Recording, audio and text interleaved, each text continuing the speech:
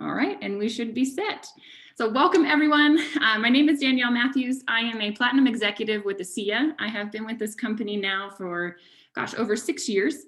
And I had the pleasure last year of getting a behind the scenes tour of our production facility and getting to meet Scott Aldred, who has so much insight into how redox is made, how we get all of our redox products shipped across the world. And he's kind of the man, like in The Wizard of Oz, right? He's the man behind the curtain, kind of getting it all done.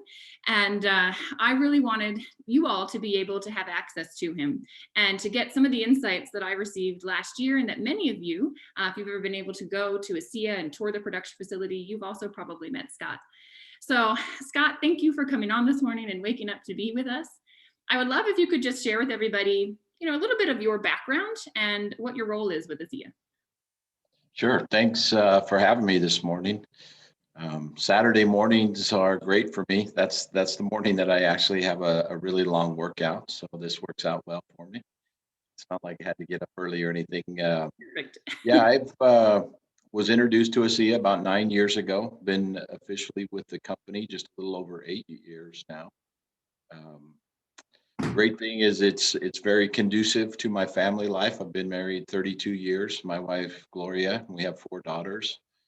2 of those 4 daughters are married, and we have 2 grandsons. So we're very family friendly, and we love spending time together. We love to travel, which hasn't been much of availability lately. I normally travel between 60 and 80 days per year. But it's been nice to be home for an entire year. This is actually the first time in my 30 plus year career in manufacturing and distribution that I haven't traveled. So oh, wow. COVID is definitely been a challenge for us, but as far as things going at ASEA, we've just continued to plow through. So I'm happy to be here this morning. For those of you in the Philippines, magandang umaga. That happens to be one of my 2 other languages I speak. I do speak Tagalog. My wife was born in the Philippines. So I have a lot of good friends there. And my background before ASEA, my major in college was international relations and Asian studies. So I do speak a couple of Asian languages, and I've been, like I said before, in manufacturing and distribution for over 30 years. And ASEA is the only network marketing company I've ever worked for. So I did convert, I guess you could say, and I'm in this for the long haul. So it's been a great experience. Oh, that's beautiful, Scott. We're so grateful to have you. You're such an asset to the organization, and I didn't know you spoke so many different languages. That's wonderful. Like I said at the beginning before we started, I got to spend about 6 months in the Philippines, and I absolutely loved it. So I'm with you, and I would love to travel back, and can't wait until we're allowed to. So I have one question for you before we dive into things. Honestly, you are the quickest person at responding to emails, and I know you are juggling so many things. How in the world do you do that? I don't know. It's an obsessive compulsive. I generally get between 200 and 400 emails per day. My role at ASEA as the COO is I have 4 major departments that I oversee. The one that keeps me very, very busy is associate support. And so there's a lot of emails that go back and forth through that department. Global logistics and distribution, that's also one of my departments. So that's especially time consuming. We have 23 points of global distribution and 7 will call centers throughout the world. So that in and of itself is a full-time job. Okay. And then what we'll specifically talk about today is my role at the Redox Center, overseeing all production, which is department number 3, and then development. And the development department falls under our quality assurance. And so we'll probably hit on a couple of those things. But I'm just really good at time management, and especially if you work between 12 and 15 hours every day, you have some time. But it's just one of the things that I've learned over time is get back to people. And I will never go more than 24 hours without getting back to somebody. So yeah, you're lucky. If you hit me via email, that's probably the best way, because you can answer emails when you're in a Zoom meeting. So no one can see. So sometimes you turn off your screen and you work a little bit during the meeting. But we've become very versed in Zoom meetings, even within the corporate office. I'm joining you this morning from my office at corporate, and we oftentimes will have Zoom meetings when we're all in the building. And a lot of that's with COVID restrictions. But we do work every day. If we're in a meeting live together, we do wear a mask. And I'm happy to say after a year, we've not had a single COVID transmission, either at the redox center or at the corporate office. So follow the rules and things work out pretty well. I guess it helps that we all take our products as well. So that certainly helps. So let's dive into it, Scott. I think the first question, the number one thing on everybody's mind is, okay, so you run this production facility. How is ASEA made? Yeah, that's probably would take the whole hour if we were to get into that really deeply. And it has changed over time, because as the company's grown, we've needed to produce more product. And so we look at it in a couple different angles. Of course, the first thing we start with is water that comes from the city water supply. We test that on a regular basis. If the city here in Pleasant Grove, Utah, ever wants to know what's in their water, they could probably come to us and we could tell them better than themselves. So we start with water, and that is, of course, tested. And then we go through a filtering process. That filtering process includes softening, which many of us have in our homes. And we're actually adding a softener grade salt to the water, only to take it out again through the process of reverse osmosis. And really what that does is that takes the minerals, it takes the chlorine they put in the water, it takes any contaminants that may or may not be in the water. And we're going to filter down to about 3 to 4 parts per million of total dissolved solids. At that point, we run some tests to see where we're at, and then we're going to go through a process called deionization.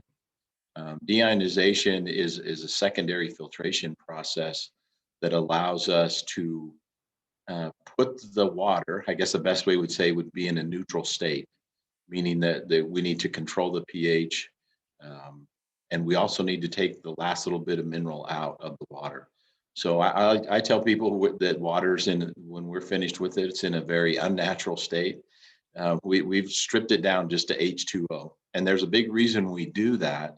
And that reason is at that point, the water has a zero conductivity level, meaning that it will not react with anything else. And then the one thing we put in is a very fine grade of salt. So we're adding salt back to the product. That salt is a USP grade, which means that it's been filtered and sifted so that there's no minerals in there. Normally salt would have a lot of minerals in it, which is great for our bodies, but for our particular purpose, we need just 2 things, H2O and NaCl. And so that's all we have with it. And at that point, we're ready to produce ASEA. And at that point, we get a little complicated. And that's really where we talk about patents, intellectual property, is that we go through an electrolysis process in which every single input is controlled. So we'll control time, temperature, amperage, voltage, and then rate of dilution. And those things are all really important to us. And then that's what gets us ASEA. So in a very simple form, that's what it goes through to get there. And then it's tested many, many steps along the way to make sure that we can control that reaction. Can you talk to us for a moment? You mentioned intellectual property, patents. How does this pertain to ASEA, and why is it important for our company to have these? Yeah, that's a good question. And historically, it's important to remember that we inherited a technology. So we purchased a technology early on that had been under development for about 17 years. And there was just some inherent problems with the technology. That the company that was using it had got it most of the way there. And then, of course, our founder, Vertus Norton, stepped in and purchased that technology. And from that technology, there was some established patents that were already with that. So a patent is something that's normally peer reviewed, and then you file that. So it takes some time for them to review your patents. And on a patent, you keep it very general. So you keep a wide window of the parameters specifically to what we do, so that no one can really figure it out. But you do publish it. As we've gone through this technology, it's been 12 years now, we've actually discovered a lot of things. And so now we classify the enhancements or the changes or the discoveries as intellectual property. And so we no longer file those patents. And there's a very specific reason, because as the technology evolves and develops, we don't want to give anybody any hints whatsoever. And so we no longer file patents. Everything is classified under intellectual property. So that's the difference. That's developed internally. It's like the secret recipe for Coca-Cola. That would never be a patent, because you wouldn't want anybody to ever have the ability to go through that and discover that. We stay far enough ahead on the technology development that we feel like that we're probably 8 to 12 years ahead of anyone that's attempting to come into our space. It's exciting. It's exciting for us that are partnered with the company to know that we've got the competitive advantage for a long time going. Yeah, that's for sure. Thank you. Thank you for protecting that for us. So I want to go back to the facility for a moment. It's an FDA registered facility. What does that actually mean, and what's required for that? Yeah, so the correct terminology would be FDA listed. So what that means is that there's different categories when you list your business with the FDA. We're specifically categorized as a facility that produces dietary supplements. And so even though we do skincare as well with our Renew products, we follow all the same guidelines as established by the FDA in the United States for the manufacture and the production of dietary supplements. And we call those good manufacturing practices. This last week, we just finished an audit with the NSA, or not NSA, NSF, sorry. And what they are is they're an auditing body that comes in and takes those standards that are issued by the FDA, and there's 214 points of inspection. And within those 214 points, there's somewhere between 3 and 8 categories in each one of those. So that's a 3-day inspection process. And that's what keeps us so that we can list with the FDA. The reason you do that is if the FDA comes knocking, they know that you're meeting the regulations. And we've only had one FDA level inspection by the FDA themselves. And that was our initial inspection. And that's actually through the state. And that comes through the Department of Agriculture and Food in the state of Utah. So we have that oversight on the state level, then on the federal level with the FDA, and then we call for an audit, and that audit happens twice a year. And then we just finished our one for this year, just finished on Thursday. So that's what it really means. It just means that you're following the FDA guidelines. If they're to show up, then they will inspect you according to those guidelines. Wonderful. Yeah, that's great insight. Tell me no if the answer is no, but are you able to share the story of when they came and looked and they mentioned how clean the facility was? Yeah, and we've had multiple inspections. When we first opened the redox center, it's been almost 8 years ago, 7.5 years ago. We had to have an inspection with the city that we operate in, and because they want to know what the load is or what you're putting into the sewer system. And obviously, what we put in there is just the water through the filtration system and any trace amounts of ASEA redox, because we actually use that in our process. And the facility is such a clean level that they'll inspect for bacteria, and there's no traces of bacteria, which is highly unusual when you work with so much water. We've actually had inspections where they've asked us if we could teach people how to be ready for FDA level inspections. And so a lot of times they'll come in and if you were just to see different sections of the building, it would look like nothing goes on there. It just looks like it's been cleaned and then isolated. But then once you step in the production area and there's a lot of activity and we have trucks coming in and out and materials coming in and out, you realize that it's a fully operational facility. But the level of cleanliness is amazing. And that was the first comment we just had on our last audit as well, is they had never seen a facility with that much production to that level of cleanliness. No, I think that speaks volumes about a lot of things. Yeah. So thank you for sharing that story. Let's talk about this. What are some of the things that you should and shouldn't do with ASEA to prevent the degradation of the redox molecules? Because I know you guys test that to see, hey, is this okay? Is that okay? Can you speak to that for a bit? Yes, one of the questions we get sometimes is the stability of the product. And we actually test for stability internally, and we do that through what's called a stability chamber. And so what we do is we can control time, temperature, and humidity. So we duplicate real world shipping conditions. Also, we will probably once a quarter, we request product back from our external distribution partners so that we can retest to make sure that the product's remaining stable. Things you shouldn't do is leave product in sunlight, especially the Renew 28, because it does have a heat limit. So once you get past about 140 degrees, you start to break down the product. That's fine for a week or two, like it would be duplicated in a very hot shipping region or something like that. But you wouldn't want to put it on the inside of your vehicle if you were in Arizona in the summertime and do something like that. It's a cosmetic treated as such. It's be the same thing with ASEA redox. You wouldn't want to store it on your window seal where sunlight would come into there. But as far as temperature with ASEA redox, it's a very stable product. And so it can be frozen. It can be, actually subjected to higher temperatures than Renew 28. And it stays very stable.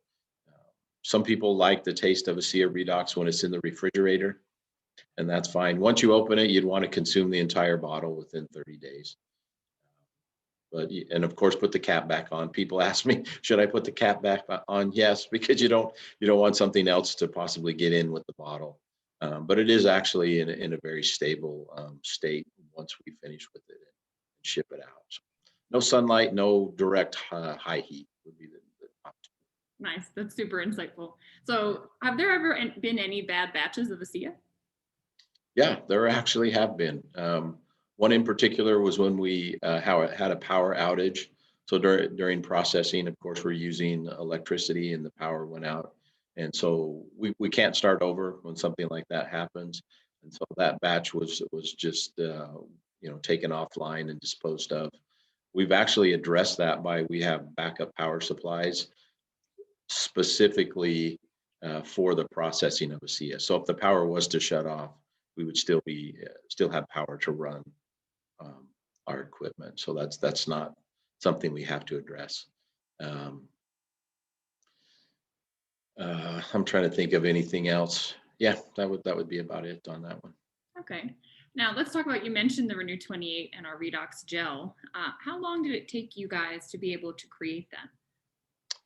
That was a pretty fast timeline actually for the ASEA redox gel, the Renew 28.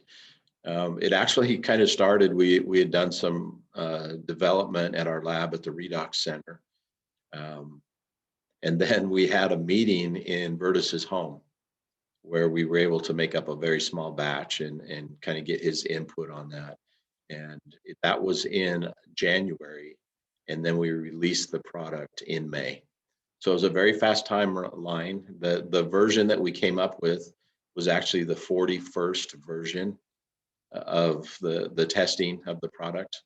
And then over time, we've made little enhancements. Some of you might know the viscosity's changed a little bit. We've increased that to increase the stability of the product. And then over time, we've actually increased the level of redox about 20% in that product. So it does change a little bit, and we look for that on manufacturing enhancements and also stability enhancements on the product. Okay. But version 41 is what we settled on. Nice. And can you speak to the concentration of like ASEA to Renew 28, even the serum? Yeah, it's not a fair comparison because when you're taking ASEA redox, that's something that you drink and will, is very specific to your body.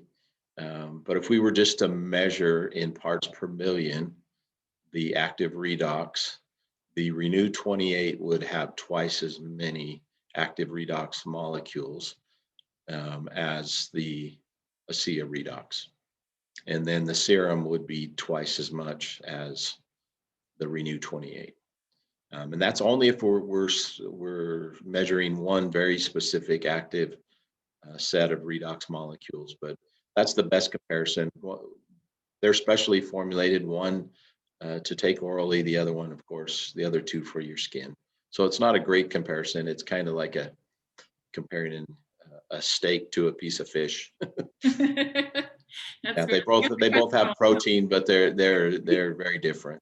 Yeah, that's fair. People ask that question all the time though, so that's perfect perspective. Yeah, and I guess the aside to that is, don't eat Renew 28. It's not made to be eaten. Put it on your skin. That's what it's made for.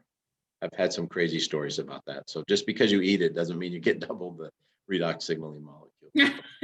Don't do that. Thank you for those wise words. Another question people ask all the time about Renew is like, how come we have to shake it? And is there any way to make it so we don't have to shake it? Yeah, that's a good question. I appreciate that. The reason we have to shake that is there's a limit to the viscosity we can get to with that product without impacting the efficacy of the product. So if we could make it thicker, that's no problem. But what we'd be doing is we'd be impacting the redox signaling of that product.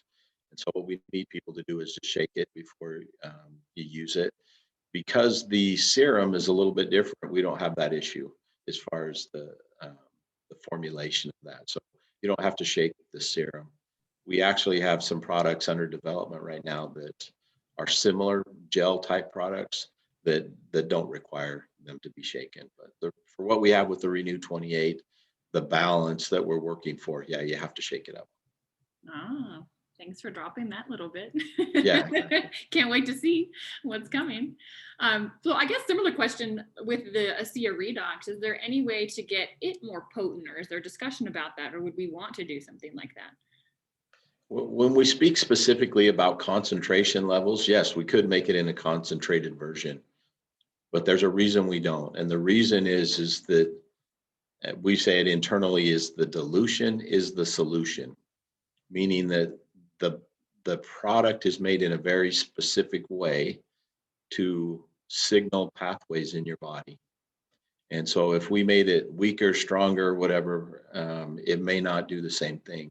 The other thing is all the safety studies are done at our current rate or our current concentration of redox molecules. More is not necessarily better. And I think that comes up a lot. It's just like any supplementation to your body. If you take too much protein, if you're trying to build muscle, it doesn't process in your body. If you take too much vitamin C, it just passes through your body. And so really the dosage amounts and the concentration amounts that we've arrived at are something that there's been a lot of thought process put into that. And we continue to test that through some of our research as far as what are the ideal concentration levels. And we believe we have that right now. So yes, we could make it stronger, but we don't necessarily think that would be better. Yeah, that's incredible insight. Thank you. Yeah. So people ask this too about the ASEA, like what's the pH of it, and does the pH shift over time? The pH, that's actually adjusted during the manufacturing process because what we're trying to achieve is we're trying to achieve a pH neutral. So the shelf life and stability of our products, especially the ASEA redox, is based on the pH. So we're at a pH neutral somewhere between a 7.3 and a 7.5. It stays very, very stable at that pH level. Once you reach 18 to 24 months, you're going to drop down to probably about a 7 pH, and then it just stays there almost indefinitely. But for absorption with what we're trying to achieve as far as the pathways we're trying to activate, we keep that right at about a 7, like I said, 7.3 to about a 7.5. Nice. That's interesting. It's interesting to know why as well. Yeah. So I want to pivot for a moment. We've talked a lot about production. So let's talk about distribution. Yeah. I know that you're kind of managing all these, you said 23 different, warehouses and points of distribution, 7 Yeah. milk call centers. So what goes into deciding how much product is shipped to our different facilities? How do you keep up with the demand? That's actually probably the most complex piece of what I do. Every Tuesday, we sit down and we have what's called a demand forecast meeting. And this is based on demand rates of each individual product at each warehouse globally. We track those daily to see if there's any spikes in demand. And what we do is we build a 12-week production schedule that gets updated every week based on demand. And the big factor in that is, remember, we're shipping internationally, and international shipments take anywhere from 45 days to 90 days. And a lot of that, COVID's caused a lot of delays with our international distribution. And so we try to have a goal of between 90 and 120 days in every market, and then to have another 30 to 60 days of inventory in transit at all times. And so we are juggling an average of about 40 international shipments per week. So that's something that we work on, because remember, we have to have all the components to support that. So bottles, caps, tubes, and some of our vendors have up to a 6-month lead time. So we're working about 6 months in the future, and we adjust that as demand is required. But it's probably the thing that we pay attention to the most. COVID, if you've experienced a back order or delay in COVID, none of it's been on the production side. All of it's been on the distribution side. We just simply have not had the availability to get products shipped because of so many things have gone to online ordering. So just a side note to that, in the United States, we operated at peak Christmas levels and above for the entire year. So think about how many packages are shipped between Thanksgiving and Christmas. In the US, we were above those levels for the entire year. So you can only imagine what happened in December. And there simply were not enough trucks to move the product. We actually had days that UPS just couldn't come pick up our shipments because there was no more semi trucks available to transport the product. And so, from drivers and everything else. And remember, we don't control that. We simply put that through the warehouse distribution system. But yeah, it's been a very complex piece of what we do. But every week it's reviewed. We have what's called a key performance indicator that tracks our global demand, right down to the individual unit, right down to the individual warehouse. Oh, that's amazing. I I can only imagine what last year did for you all. I mean, to be operating at that level, thank you for taking care of everything on the end that you could. And of course, things are sometimes out of our control. So we just have to have some grace and patience with everything with the pandemic. So a question, how come there are different labels on bottles of ASEA in different countries? Each country has a different label requirement according to their government regulations. So there might be a different nutritional panel. Language is a consideration. You have to have the language of the country that you're distributing the product in. And so each of those have to be managed by country. So labels have to be controlled. That's an FDA regulation. So actually all the labels we use on the product are under lock and key. And I myself don't even have a key for that lock to unlock those. So we have to tightly monitor those because they're specific to the market. And there's market requirements we actually have in Europe. So if you're joining us from Europe, we can't say redox. So your product just says ASEA on the label. And so that's different. There's different labels for different countries based on their regulation and their requirements by their equivalent of the Food and Drug Administration. Thank you for that. I know that question gets asked often from people in the field. So I guess final question I have for you, can you speak to the continued research that ASEA is doing with its products? You gave us a little bit of a teaser, any more you could give us on what we're going to see coming out of the Verticel Norton Center of Redox Life Sciences? Yeah, so if the camera could go just outside my door, that's where the redox lab is. And what we did is we shifted some of the testing we were doing at the redox center to our corporate office and expanded that. And it gives us the ability to test different levels of concentration, different molecules, and different products as we go through development. In the last 2 years, there's been more breakthroughs on the technology than there was in the previous 10 years altogether. So behind the scenes, as you're out building your businesses and sharing the product, we are working frantically to develop new products. And I will assure you they are coming. We've expanded our internal knowledge of redox. And I guess if we're going to talk about redox, I'll give you a really simple definition that you can use. Redox is the transfer of electrons. So if somebody wants to know what is redox signaling, it's the transfer of electrons. And that's the product that we're producing. We produce a product that does that in your body. The lab comes in is you have to have very specific equipment. So over the last 2 years, we've been able to not only test molecules in parts per million, but now to parts per billion. And to give you an idea of what a billion is, your heartbeat beats a billion times in the first 30 years of life. So we are looking for one heartbeat in 30 years.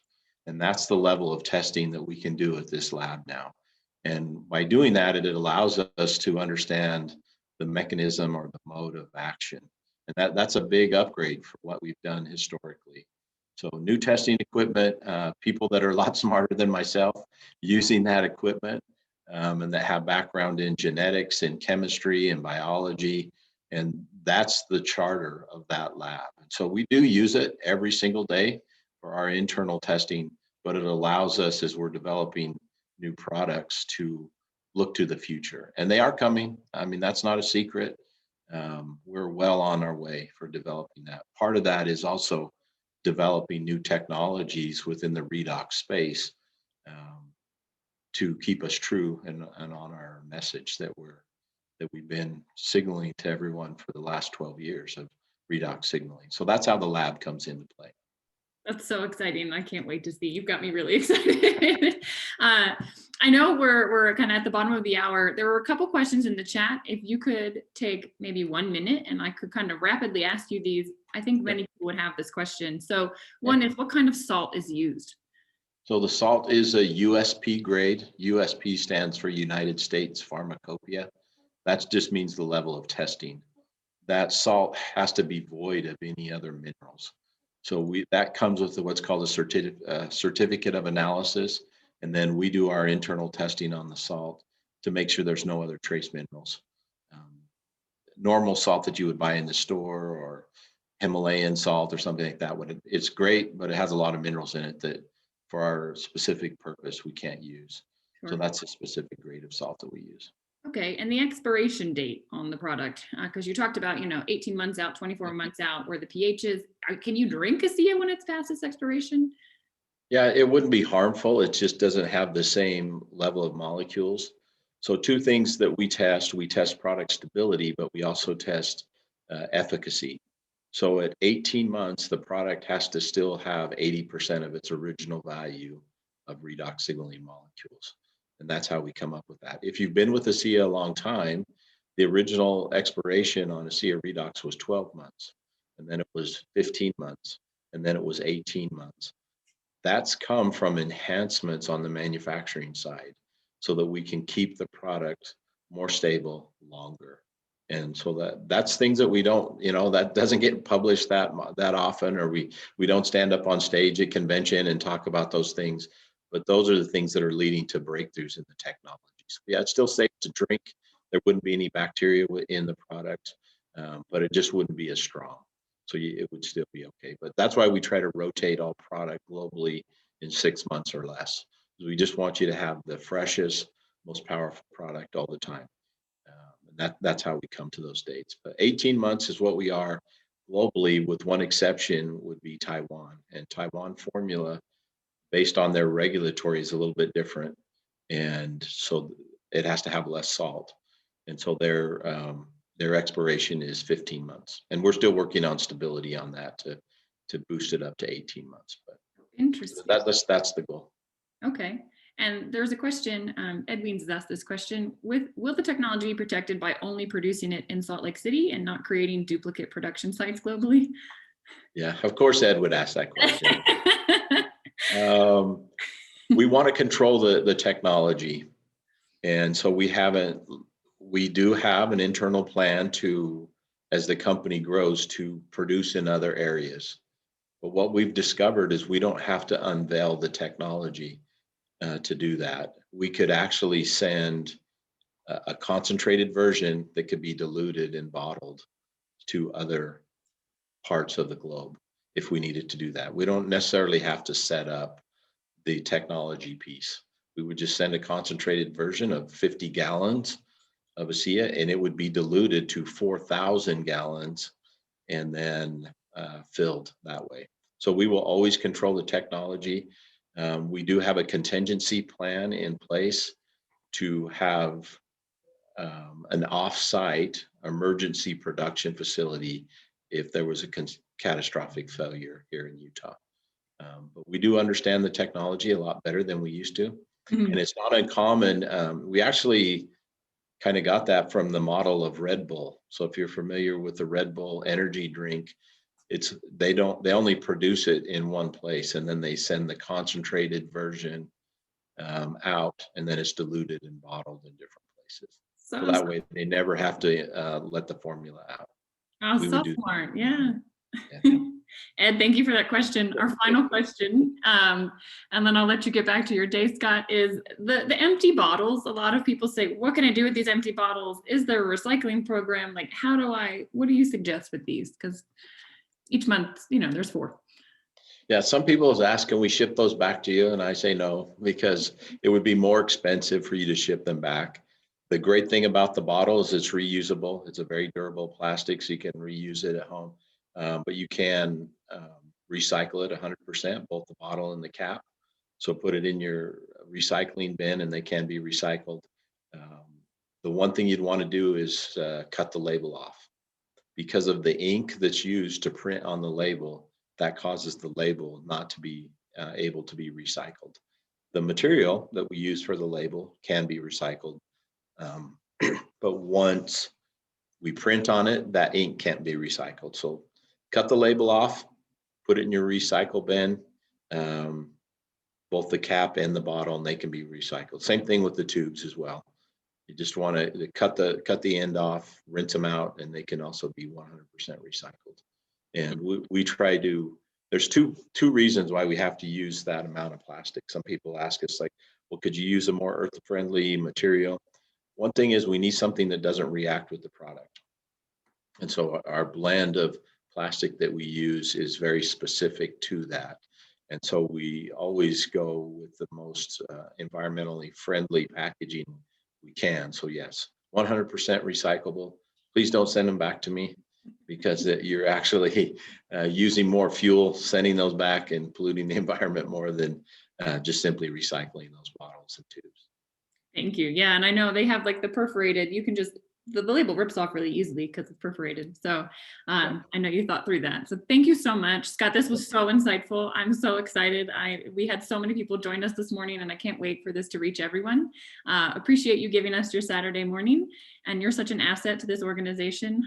Thank you for all the work you do and what you keep in mind there, running everything so that life is easier for us out here and we can all continue, drinking our ASEA and using our gel. So thank you, Scott. All right. Thanks for reaching out. Have a great Saturday, everyone. Yeah. All right. Bye, Scott. Thanks. Bye.